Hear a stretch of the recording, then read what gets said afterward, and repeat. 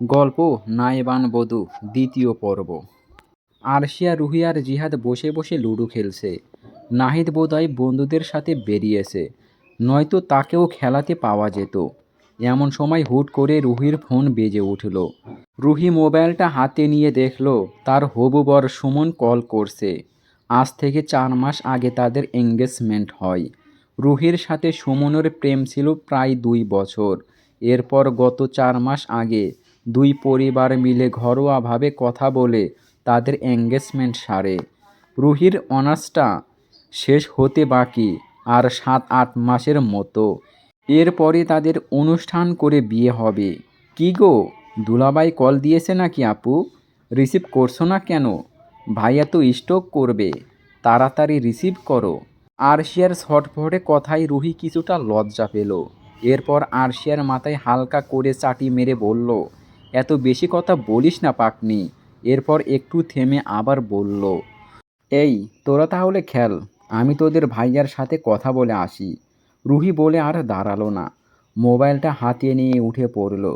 এদিকে আরশিয়া মাথায় নিজের হাত বুলাতে বুলাতে জিহাদের দিকে তাকিয়ে ইনোসেন্ট মুখে বলল, আমি কি এমন বললাম বলো তো জিহাদ ভাই, আমাকে মারলো কেন?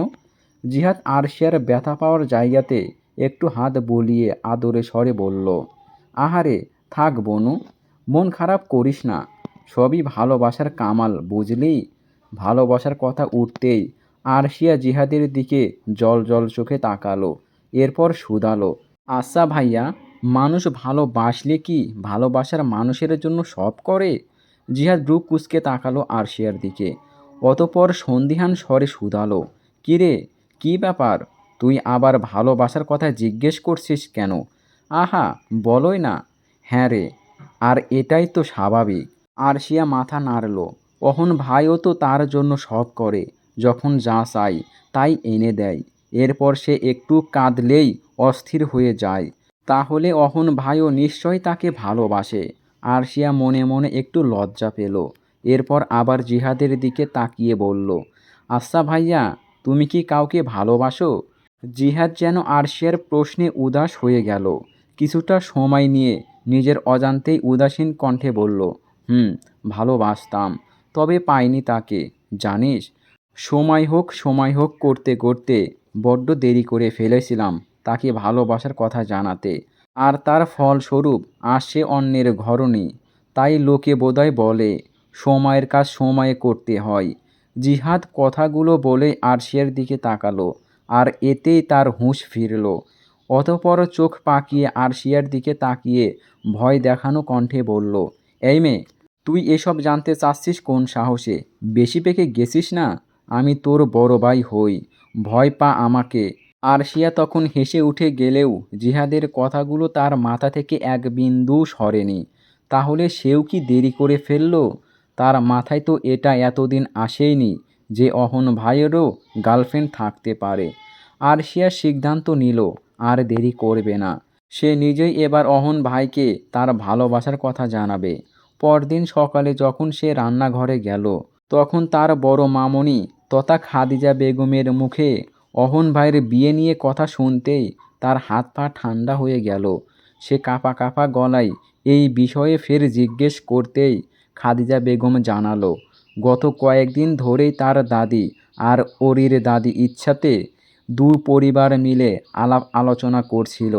এরপর গতকাল রাতেই ঠিক হয় আগামী পরশু অহন আর ওরির ঘরোয়াভাবে বিয়ে হবে। খাদিজা বেগম কথাগুলো অতি উৎফুল্লতা নিয়ে বললেও আরশিয়ার মধ্যে বিন্দুমাত্র কোনো উৎফুল্লতা দেখা গেল না। সে তৎক্ষণাৎ দৌড়ে অহনের রুমের দিকে এগোলো। না, আর দেরি করা যাবে না। অহন ভাই তো তাকে ভালোবাসে, তাহলে অন্য কাউকে বিয়ে করতে রাজি হয় কিভাবে? তাহলে তার ধারণা কি ভুল? সেও কি দেরি করে ফেলল? অহন মাত্রই শাওয়ার নিয়ে রুমে প্রবেশ করছে। সে ঘুম থেকে উঠেই শাওয়ার নেয় সব সময়। পরনে তার আপাতত ঢোলা মতন একটা ট্রাউজার, আর কাঁধের দুদিক দিয়ে একটা তোয়ালে ফেলে রাখা। এমন সময় দরজায় নক করার শব্দে অহন ভ্রু কুঁচকে সেদিকে তাকালো। এমন সকালে আবার কে এলো? সে তড়িঘড়ি আলমারির দিকে এগিয়ে গিয়ে একটা ব্ল্যাক কালারের টি শার্ট গায়ে জড়ালো। এরপর দরজার সামনে থাকা অপেক্ষারত মানুষকে ভেতরে প্রবেশের অনুমতি দিল। অনুমতি পেতেই আরশিয়া আর দেরি করল না। ছটফট রুমে প্রবেশ করে দৌড়ে গিয়ে অহনকে জড়িয়ে ধরল। কাঁপা কাঁপা গলায় আওড়ালো, অহন ভাই, তুমি নাকি বিয়ে করছো? এদিকে অহন প্রথমে ভ্যাবাচাকা খেয়ে গেল এমন জড়িয়ে ধরাতে। খানিকটা অস্বস্তি বোধও হলো। সে তার বোনদের যথেষ্ট আদর করলেও এমন ঘেঁষাঘেঁষি বিষয়টা ছিল না। সে সব সময় সতর্কতা অবলম্বন করত এইসব বিষয়ে। যতই হোক তারা আপন বোনের মতো হলেও তো আপন না। কখন কে কী বলে বসে বলা তো যায় না। তাছাড়া অহনের ব্যক্তিত্বও তেমন নয়। সে সব সময় সব বিষয়ে সংযত থাকতেই পছন্দ করে। তবে কিছু মনে করল না, বোনই তো। এরপর একটু সময় নিয়ে আলগোছে নিজের থেকে আরশিয়াকে ছাড়িয়ে নিল। এরপর আরশিয়ার মাথায় হাত রেখে খানিকটা ঠোঁট সরিয়ে বলল, হ্যাঁ করছি তো। কেন, তোর মন খারাপ নাকি? আরশিয়া অহনের চোখের দিকে তাকালো। অহন কথাটা মজা করে বললেও সে সেদিকে তাকিয়ে থেকেই উপর নিচ মাথা নেড়ে সায় জানাতে জানাতে ঝরঝর করে কেঁদে ফেলল। এদিকে আরশিয়াকে এমন কাঁদতে দেখে তো অহন হতভম্ব হয়ে গেল। সে বিয়ে করছে বলে কাঁদতে হবে? বিয়ের পর কি সে ভাই বোনদের পর হয়ে যাবে নাকি? অহন ঝটফট এগিয়ে এসে আরশিয়ার হাত ধরে নিজের বিছানায় বসালো। এরপর নিজের হাতে তার চোখটা মুছে দিয়ে মাথায় হাত বুলাতে বুলাতে আহ্লাদ দিয়ে বলল, কাঁদছিস কেন শুনি? ভাইয়া বিয়ে করলেও তো ভাইয়া আগের মতোই থাকবো। তোদের আদর কমবে না, কাঁদিস না। আরশিয়ার কান্না থামল না। সে ফুঁপাতে ফুঁপাতে বলল, তুমি তুমি বিয়েটা করো না অহন ভাই। আমি তোমাকে ভালোবাসি। আমাকে বিয়ে করো অহন ভাই। ওই মেয়েকে বিয়ে করো না। আরশিয়ার সহজ স্বীকারোক্তিতে অহনের হাত থেমে গেল। সে হতবাক হয়ে দূরে সরে গেল। তার কাছে মনে হচ্ছে সে ভুল শুনল। কি বলল এইসব আরশিয়া? সে কোলে পিঠে করে মানুষ করেছে আরশিয়াকে, আর সেই আরশিয়া এইসব কি বলল? সে নিশ্চিত হতে পুনরায় অবাকতা নিয়ে শুধালো, কি বললি, আবার বল।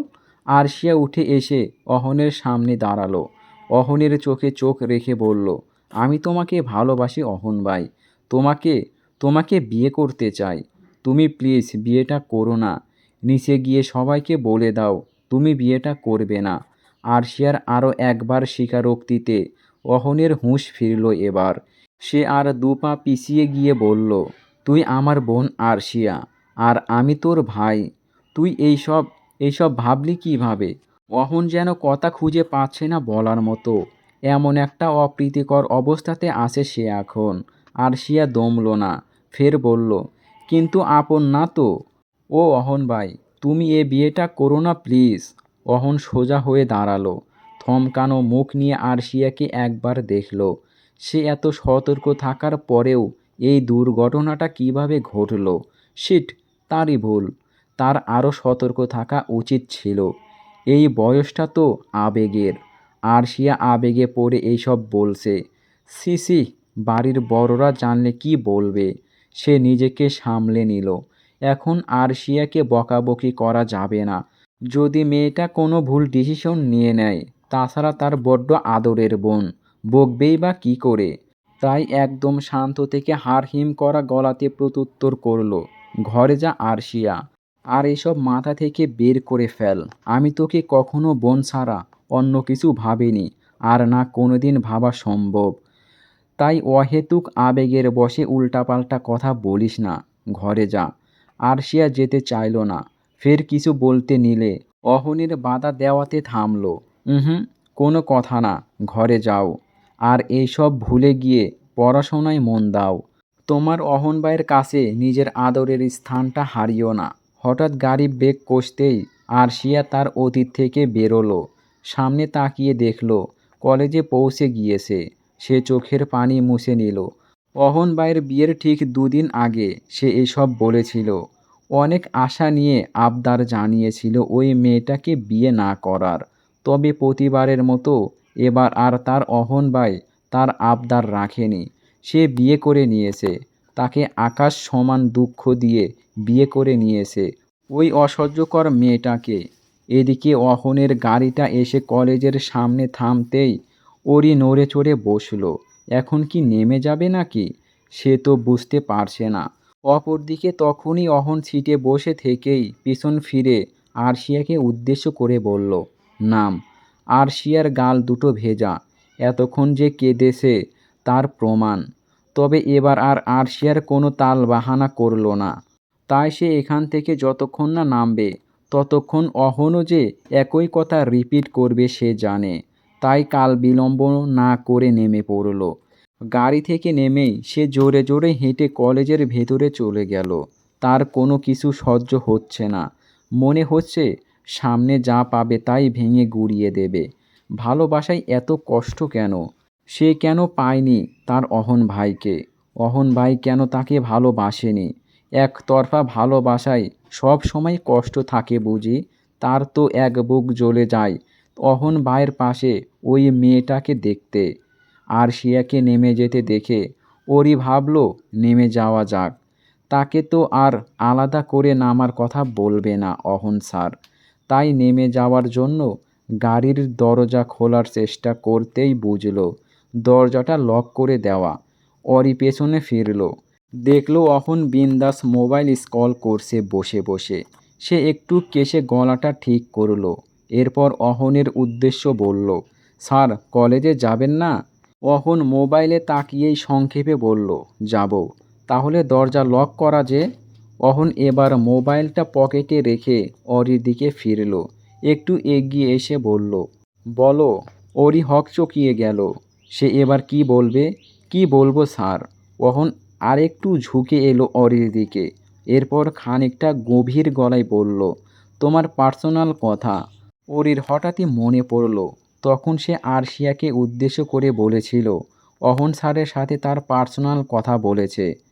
ওরই একটু লজ্জায় পড়ল। এবার আমতা আমতা করে বলল, ইয়ে মানে কোনো কথা নেই, সেটা তো এমনিই বলছিলাম। অহন মুখটা একটু আড়াল করে এক পেশে হাসল। মেয়েটা যখন লজ্জা পায় তখন দেখতে খুব সুন্দর লাগে। কিন্তু সেসব আর প্রকাশ করল না, বরং ফের গলাটা কঠোর করে বলল, কিন্তু আমার কথা আছে। অরির বুকটা ধক করে উঠল। গতকাল যা অকাজ করেছে সেটা কি ধরে ফেললো নাকি অহন স্যার? আল্লাহ, যদি স্যার একবার এটা ধরতে পারে তাহলে সে নিশ্চিত তার অবস্থা কী যে হবে তা বলে বোঝানো যাবে না। বলে না চোরের মন পুলিশ পুলিশ, তেমনই অবস্থা এখন অরির। অরি ভয়ে ভয়ে অহনের দিকে তাকালো, এরপর তোতলাতে তোতলাতে বলল, কি কি কথা? অহন ঠোঁট বাঁকিয়ে হেসে উঠল, বলল, তুমি ভয় পাচ্ছ কেন? কোথায়? অহন অরির কথায় প্রতিউত্তর করল না, বরং সোজা হয়ে বসল। ক্লাসের সময় হয়ে গিয়েছে, এখন তো এত কথা বলা যাবে না। যা বলার ছুটির পর বলতে হবে। তাই একবার ঘড়ির দিকে তাকিয়ে দরজার লকটা খুলে দিল। এরপর স্বভাবসুলভ গম্ভীর কণ্ঠে আদেশ করে বলল, ক্লাসে যাও। আর ক্লাসের শেষে আমি ওই বাড়িতে পৌঁছে দেব, তাই এখানেই এসে দাঁড়াবে। প্রসঙ্গ বদলাতে দেখে ওরই স্বস্তির শ্বাস ফেলল। যাক বাবা, তাহলে অহন স্যার এখনও তার অকাজের কোনো খোঁজ পায়নি। তাই মাথা নেড়ে অহনের কথায় সায় জানিয়ে দরজা খুলে বেরিয়ে গেল। জানিস দোস্ত, জীবনটা জামাই ছাড়া পুরাই মাকাল ফলের মতো লাগে। অরি ব্রু কুঁচকে আয়রার দিকে তাকালো। তারা দুজন এখন ক্লাসের একদম হাই বেঞ্চের উপরে বসে আছে। আজকের লাস্ট ক্লাস ছিল এটা, কিন্তু কোনো কারণে বোধহয় স্যার আজকে আসতে পারেনি। তাই ক্লাস ক্যাপ্টেনের কাছে শুনল আজ নাকি এই ক্লাস হবে না, তবে ছুটিটা ঠিক টাইমেই হবে। কেন রে? জামাইয়ের এত শখ কেন রে? আয়রা অরির ওপর ঠেলে পড়ল। এরপর উৎফুল্ল কণ্ঠে বলল, আরে হবে না, জামাই থাকলে তো আর এত পড়াশোনা করা লাগতো না, আর না সারা রাত কানের কাছে মায়ের ঘ্যান জ্ঞান শোনা লাগতো। তখন তো শুনলাম। আয়রাকে থেমে যেতে দেখে অরি তার দিকে তাকালো, বলল, কি শুনতি? আয়রা একটু লজ্জা পাওয়ার ভান করে দুহাতে নিজের মুখটা ঢেকে নিল।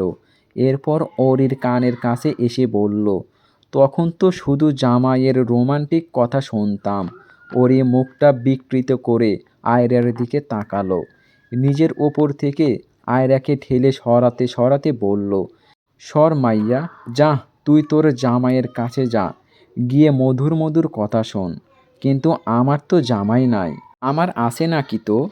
আমারও তো নাই। আয়রা বোকা হাসলো। এরপর ওরির কাঁধ ধরে বলল, তাও ঠিক, তোরও জামাই নাই, আমারও জামাই নাই, এক্কেবারে মিলমিল। পরপরই একটু থেমে বলল, শোন, তুই অনেকগুলা দেবর দেইখা বিয়ে করবি বুঝলি। এরপর আমি তোর দেবরদের মধ্যে একটারে পটাইয়া তোর কাছে চলে যাব। ওরই মনে মনে বলল, হ, তোর কপাল ভালোই, আমার অনেকগুলো দেবর আছে। কিন্তু মুখে আর সেটা বলল না। বলল, আচ্ছা, করবনে। এবার কাঁধের ওপর থেকে তোর দুই মনের হাত সরা। আয়রা হেসে তার অপর হাতও ওরির কাঁধে দিয়ে দিল। হাসতে হাসতেই বলল, নে, আরও 2 মণ দিয়ে। এখন 2 2-এ 4 করে দিলাম। ওরি নিজেও আয়রার হাত ধরে খিলখিল করে হেসে উঠল। আয়রা তার স্কুল লাইফ থেকেই বেস্ট ফ্রেন্ড। কত আনন্দ করেছে তারা একসাথে। দুঃখ, আনন্দ, কান্না সব সময় তারা একসাথেই ভাগ করে এসেছে। সে সব সময় দোয়া করে তারা যেন মৃত্যুর আগ পর্যন্ত একসাথে থাকতে পারে। ঠিক তার দাদিমাদের মতো। অহনের কথা মতো ওরি এসে সকালের সেই আগের জায়গাটাতে দাঁড়িয়ে আছে। তাদের কলেজ ছুটি হয়েছে 1টায়। এখন বাজে প্রায় 1টা 10-এর মতো। ওরি একটু এদিক সেদিক তাকালো। কই, এখনও তো অহন স্যারকে বেরোতে দেখা যাচ্ছে না। আয়রা একটু আগেই বিদায় জানিয়েছে। আয়রাদের বাসা তাদের বাড়ির একদম বিপরীত দিকে। এদিকে এই ভর দুপুরে এমন রোদের মধ্যে এখন এখানে দাঁড়িয়ে থাকতে মোটেও ভালো লাগছে না ওরির। তবে তার বরের আদেশ মানতেই হবে, নয়তো দেখা যাবে মুহূর্তের মধ্যে তার বাড়িতে বিচার চলে গিয়েছে। তার ওপর আজকের টেস্টে তো একদম গোল্লা। আরে বাবা, হুট করে যদি ক্লাসে এসে বলে যে আজকে তোমাদের গত চ্যাপ্টার থেকে ক্লাস টেস্ট নেওয়া হবে, তাহলে সে কি লিখবে? এমনিতেও সে মোটামুটি ধরনের ছাত্রী, ওই যারা আর কি পরীক্ষার আগের রাতে বই খুলে পাস করে, তাদের পক্ষে এমন হুট করেই ক্লাস টেস্ট দেওয়া সম্ভব? দেখ, বিয়ের পর থেকেই তার জীবনে খালি একের পর এক অঘটন ঘটেই চলেছে। এই মেয়ে হুট করেই পাশ থেকে কোনো মেয়ালি গলায় তার নামের ধমক শুনে ওরই ভয় পেয়ে গেল। ভর দুপুরে ভয় পাওয়াটাই স্বাভাবিক। পাশে তাকাতেই দেখল আরশিয়া তার দিকে তাকিয়ে আছে। ওরি নিজেকে ধাতস্থ করে আরশিয়ার দিকে ফিরল। এই মেয়েটা এবার অতিরিক্ত করছে। তাকে এভাবে সম্বোধন করার সাহস পায় কিভাবে? একটু এগিয়ে গিয়ে আরশিয়ার মুখোমুখি হলো। আরশিয়া তার চেয়ে একটু লম্বা। অবশ্য তার শ্বশুর বাড়ির সবাই লম্বা। সে একটু মাথা উঁচিয়ে আরশিয়ার চোখে চোখ রাখল। এরপর জোর গলায় শুধালো, এই মেয়ে কি? হ্যাঁ, আমি তোমার ভাবি হই, এরপর থেকে ভাবি বলে ডাকবে। আরশিয়া যেন কোনো জোকস শুনল, এমনভাবে হেসে উঠল। হাসতে হাসতে পেট চেপে ধরে ব্যঙ্গ করে বলল, হাউ ফানি, ভাবি ডাকবো, তাও তোমাকে? এটা ভাবলে কিভাবে? ওরই দমল না আরশিয়ার ব্যঙ্গাক্তে, বরং ফের কঠোর গলায় আওড়ালো, অবশ্যই ডাকবে, নয়তো আমি এবার অহন স্যারের কাছে বিচার দিতে বাধ্য হব। আরশিয়া সোজা হয়ে দাঁড়ালো। এরপর ওর দিকে ঝুঁকে গিয়ে রক্ত লাল চোখে নিয়ে বলল, খুব বেশি ভালো লাগছে না? খুব বেশি ভালো লাগছে অহন ভাইয়ের বউ হয়ে? আর লাগবেই তো। তোমাদের মতো 3rd ক্লাস পরিবারের মেয়ে যদি আমাদের মতো পরিবারের বউ হয়ে আসে, তাহলে ভালো লাগবেই। ওরই দুহাত মুঠো করে ফেলল। মেয়েটা এবার অতিরিক্ত করছে, কিন্তু রাগ দেখালো না। সদ্য বাড়ির বউ হয়ে সেই বাড়ির আদরের মেয়ের সাথে লাগা যাবে না। এতে বরং সে সবার কাছে অপরাধী হয়ে যাবে। তাকে যা বলার তার বরকেই বলতে হবে। তুমি এবার বেশি বেশি করছো আরশিয়া। তোমার সাথে আমার কোনো শত্রুতা নেই। আমি বেশি বেশি করছি না। তুমি অহন ভাইয়ের জীবন থেকে চলে গেলেই সব ঠিক হয়ে যাবে। Are you mad Arshia? তুমি কি পাগল? এসব কি বলো তা বলার আগে ভেবে বলো একবার। অহন স্যার আমার বিবাহিত বর। আমি তার জীবন থেকে কেন যাব? কারণ আমি অহন ভাইকে ভালোবাসি। ওরই বিরক্ত হলো এবার। সেই একই পেঁচাল পাড়ছে মেয়েটা। বলল, সেটা আমার দেখার বিষয় না। আমি ইচ্ছে করে বিয়ে করিনি বা কাউকে জোর করেও করিনি। আমাদের বিয়ে বড়দের সম্মতিতে হয়েছে। তাই এক কথা বারবার বলবে না, বিরক্ত লাগে। কিন্তু আরশিয়া দমল না। রাগী কণ্ঠে বলল, লাগবেই তো, ছোট লোক কোথাকার। নিজেকে আটকাতে পারোনি তো অহন ভাইকে দেখে। আর বলিহারি, তোমার এক কুটনি দাদি। আমার দাদিকে পটিয়ে তোমাকে আমার অহন ভাইয়ের কাঁধে ঝুলিয়ে দিয়েছে। আমাদের সম্পত্তির লোভ সামলাতে পারেনি কি না? তুমি যেমন লোভী, তেমন তোমার বাড়ির সবাই লোভী। ছোট লোক লোভী পরিবার কোথাকার। বাকিটা আর আরশিয়া বলতে পারল না। ঠাস করে একটা চরের শব্দে সব কিছু থমকে গেল। আরশিয়া চরের ধাক্কায় গালে হাত দিয়ে কিছুটা পিছিয়ে গেল। তার গাল যেন মুহূর্তেই ব্যথায় টনটন করে উঠল। আরশিয়া মাথা তুলে ওরির দিকে তাকালো। হ্যাঁ, চরটা তাকেই ওরি মেরেছে। সে হতবম্ব নয়নে ওরির দিকে তাকিয়ে আছে। এত বড় সাহস! তাকে চর মারল! তাকে তার ভাইরা কোনোদিন ফুলের টোকাও দেয়নি, সেখানে এই মেয়েটা তাকে চর মারল! আরশিয়া গালে হাত দিয়েই আশ্চর্য কণ্ঠে ওরির উদ্দেশ্যে দাঁতে দাঁত চেপে বলল, হাউ ডেয়ার ইউ! তোমার সাহস কত? এদিকে ওরি এখনও আরশিয়ার দিকে তাকিয়ে ফোঁস-ফোঁস করছে। যতক্ষণ পর্যন্ত তাকে অপমান করেছে সে মেনে নিয়েছে, কিন্তু তার পরিবার নিয়ে কথা বলবে আর সে ছেড়ে দেবে? এতটাও ভালো না সে। তবে ওরি চরটা কিছুতেই মারত না। কিন্তু তার দাদিকে কুটনি আর লোভী বলার সাথে পরিবারকে ছোট লোক বলায় সে নিজেকে থামাতে পারেনি। তার হাত যেন অটোমেটিক আরশিয়ার গালে চলে গিয়েছে। আরশিয়ার কথায় সে সেদিকে এগিয়ে এলো। আরশিয়ার হতবম্ব চোখে চোখ রেখে ধীর স্বরে আওড়ালো, আবার দিয়ে দেখাবো কতটা। পরপর একটু থেমে কঠোর গলায় বলল, আমি পর্যন্ত ঠিক ছিল, কিন্তু আমার পরিবার পর্যন্ত গিয়ে খুব ভুল করলে। আমি অবলা নই, আর না তো ছোট লোক। ছোট লোক তো তুমি, যে বেহায়ার মতো আরেকজনের জামাইয়ের পিছনে ঘুরছো। আরশিয়া কিছু বলতে নিবে, তার আগেই থেমে যেতে হলো, কারণ পিছন থেকে অহনের কণ্ঠ ভেসে আসলো। কি হচ্ছে এখানে? অহনের কণ্ঠ পেয়ে দুজনই পিছনে ফিরে তাকালো। এদিকে অহনকে দেখেই যেন আরশিয়া ভোল পাল্টে ফেলল। এতক্ষণ না কাঁদলেও এখন হাউমাউ করে কেঁদে অহনের কাছে ছুটে গেল। ওরই তো আরশিয়ার এমন ভোল পাল্টানো দেখে চোখ বড় বড় করে তাকিয়ে আছে। কি মেয়ে রে বাবা!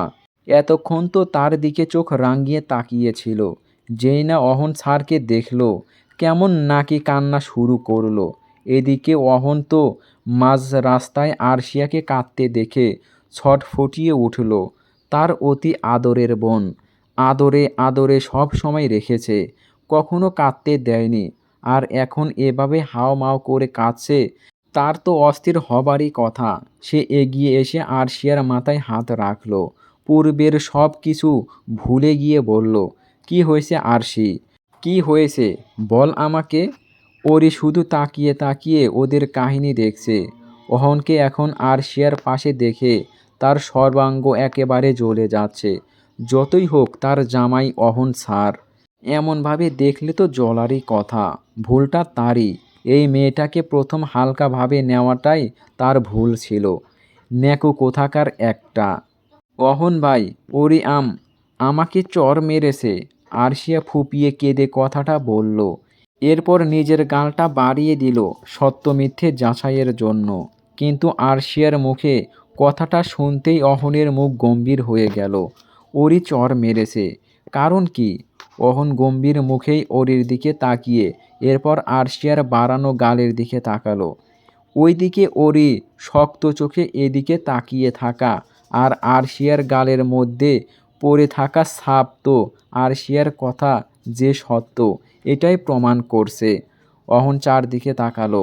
সময়টা ভর দুপুরে হওয়ায় রাস্তাঘাটে মানুষজন কম, তবুও একেবারে না নেই, মাঝে মাঝে দুই একজনকে দেখা যাচ্ছে। এই মুহূর্তে রাস্তায় এটা নিয়ে কোনো বোঝাপড়া করা যাবে না। অহন মাথাটা দুদিকে দুলিয়ে একটা হতাশার শ্বাস ফেলল। এবার কোন ঝামেলা এসে জড়ালো তার জীবনে? এমন ঝামেলাময় জীবন সে চেয়েছিল কোনো দিন? ইস, তার মাথায় ধরে না। নিজেকে সামলিয়ে নিয়ে সে আরশিয়ার দিকে তাকিয়ে নরম কণ্ঠে বলল, যাও, গাড়িতে বসো, এটার বোঝাপড়া পরে করছি। আরশিয়া মাথা নাড়িয়ে বাধ্য মেয়ের মতো গাড়ির পেছনের সিটে গিয়ে বসে পড়ল। তার চর দেওয়া, এবার সে মজা বোঝাবে ওই ওরি ফড়িকে। আরশিয়াকে গাড়িতে বসতে দেখেই অহন একটু দূরে ওরির কাছে এগিয়ে গেল।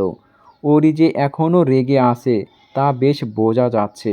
অহন নিজের দু হাত পকেটে পুরে গম্ভীর কণ্ঠে শুধালো, তুমি আরশিয়াকে চর মেরেছো? অহনের প্রশ্নে অরি চোখ তুলে অহনের দিকে তাকালো। এরপর কোনো তাল বাহানা না করে সরাসরি শক্ত গলায় বলল, মেরেছি। অহন আর কথা বাড়ালো না এটা নিয়ে। অরির দু হাত ধরে গাড়ির কাছে নিয়ে এসে ড্রাইভিং সিটের পাশে বসিয়ে দিল। এরপর নিজেও অপর পাশ দিয়ে ড্রাইভিং সিটে বসে গাড়ি স্টার্ট দিল। এখন যা করতে হবে তা ঠান্ডা মাথায় করতে হবে। এসব ঝামেলা বাড়ির বড়দের কানে যেতে দেওয়া যাবে না। কি একটা অপ্রীতিকর পরিস্থিতি। প্রায় আধ ঘন্টার মতো সময় পরে গাড়ি এসে চৌধুরী বাড়ির সামনে থামলো। অহন বসে থেকে পিছন ফিরে আরশিয়ার উদ্দেশ্যে আওড়ালো, বাড়ি যা, আমি এসে কথা বলছি। আর হ্যাঁ, এসব বিষয় যেন আপাতত বাড়ির কারোর কানে না যায়।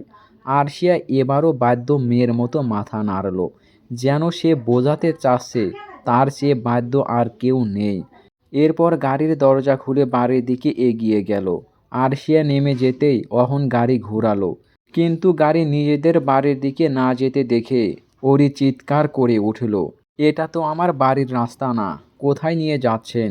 প্রত্যুত্তর অহন নীরবে রইল। অহনকে চুপ থাকতে দেখে ওরি ফের বলল, কি হলো, কথা বলছেন না কেন? কোথায় নিয়ে যাচ্ছেন? আমি বাড়ি যাব। অহন এক পলক ওরিকে দেখে নিয়ে ঠান্ডা গলায় বলল, আর যাই করি তোমাকে বিক্রি করে দেব না। So relax. ওরি পুনরায় কিছু বলতে নিলে অহন এক হাতে ড্রাইভ করতে করতে অপর হাত ওরির ঠোঁট দুটো মুঠো করে ধরে নিয়ে ওরির মুখ বন্ধ করে দিল, যেন ওরি কথা বলতে না পারে। কোনো কথা না, এমনিতেই মাথা গরম আছে, সেটা আর বাড়িও না। কথাটা বলেই অহন ওরির ঠোঁট ছেড়ে দিল। ওরি একবার রাগাত চোখে অহনের দিকে তাকিয়ে জানালার দিকে মুখ ফিরিয়ে নিল। মুখে না বললেও মনে মনে ঠিকই অহন ভেঙ্গিয়ে বলল, এহ, আমার মাথা গরম আছে, কচু গরম আছে। ওনার মাথা গরম, আমার মাথা কি ঠান্ডা নাকি? নিজের বোনকে তো কিছু বলল না, সব রাগ শুধু আমার সাথে। আমিও দেখে নেব। এই ওরি অসহায় না, আমার সাথে পাঙ্গা নিতে আসলে একেবারে নাকি চুবানি খাইয়ে ছাড়ব। এবার সে যত আদরের দুলালি হোক না কেন। 10 মিনিট পর অহনের গাড়িটা এসে একটা রেস্টুরেন্টের সামনে এসে থামলো। ওরি দেখল, ভ্রু কুঁচকে ভাবল, তার মানে কি তাকে খাওয়াতে এনেছে নাকি? তার ভাবনার মাঝেই শোনা গেল অহনের কণ্ঠ, নামো। কিন্তু স্যার, এখানে কেন এসেছি? অহন ভ্রু কুঁচকে বলল, ড্যান্স করতে। ওরি অবাক হয়ে বলল, এ মা স্যার, আপনি রেস্টুরেন্টে ড্যান্স করবেন কিভাবে? এখানে তো মানুষ খেতে আসে। অহন চোখ পাকিয়ে বলল, সেটা তো জানোই, তাহলে আবার জিজ্ঞেস করো কেন? ওরি কিছুটা দমে গেল। এটা তো কথায় কথায় মুখ দিয়ে বেরিয়ে গিয়েছে। মিনমিন করে বলল, কিন্তু স্যার, মা তো জানে না। মাকে বলে এসেছি কলেজ শেষেই বাড়ি ফিরব।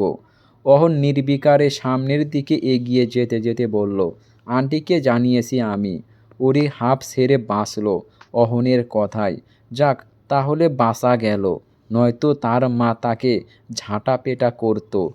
তার প্রতি তার বাবা তেমন কঠোর না হলেও মা বেশ কঠোর।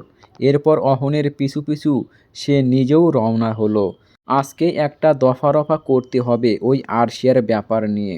অহন ভেতরে প্রবেশ করেই নিরিবিলি পরিবেশ দেখে একদম কর্নারের দিকে একটা বেঞ্চে বসলো। ওরিও অহনের পিছু পিছু সেখানে গিয়ে বসলো। ওরি বসতেই অহন তার দিকে মেনু কার্ড এগিয়ে দিয়ে বলল, কি খাবে, অর্ডার করো। ওরি মেনু কার্ড নিল না, বরং বলল, আমার এসব কাঠফাট লাগবে না, ওইসব বড়লোকি কারবার। আপনি আমার জন্য কাচ্চি অর্ডার দিন। অহন কপালে বাঁশ ফেলে আবার মেনু কার্ডটা ফিরিয়ে নিল। এবার অরিকে ধমক দিতেও মন চাইল, এত বাড়তি কথার জন্য। পরক্ষণে কি মনে করে যেন আর ধমক দিল না। এরপর ওয়েটারকে ডেকে ওরির জন্য কাশি আর নিজের জন্য হালকা পাতলা কিছু খাবার অর্ডার দিল। এবার খেতে খেতে সব বিষয় নিয়ে কথা বলে প্যাঁচ ভাঙতে হবে। চলবে। এই পর্যন্ত কেমন লাগলো গল্পটা অবশ্যই একটা কমেন্ট করে জানাবেন। ধন্যবাদ।